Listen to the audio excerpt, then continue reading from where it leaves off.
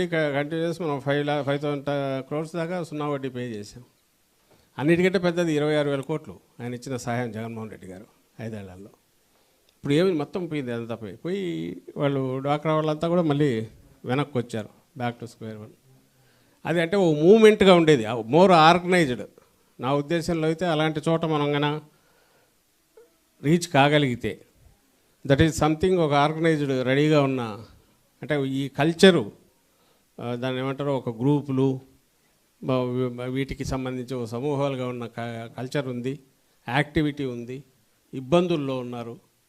అలాంటి వాళ్ళతో పెట్టుకోవడమో వాళ్ళ ఇష్యూస్ మీద ఇచ్చేయడమో అనేది మన పైనుంచి కింది వరకు అది ఒక మన పార్ట్ ఆఫ్ యాక్టివిటీస్ చేసుకుని, అలాగే ఈ లిక్కర్ దీనికి సంబంధించినంత వరకు మనమేమి ఇమ్మీడియట్ పోయి వాటి మీద అటాక్స్ చేసి చేయాల్సిన, కానీ ఒక మూమెంట్ నేను అనుకోవడం. నెక్స్ట్ కూర్చున్నప్పుడు మీరు స్టేట్ దగ్గర నుంచి కిందికి కూడా ఇట్స్ ఎ లాంగ్, అంటే జనంలో అవేర్నెస్ జగన్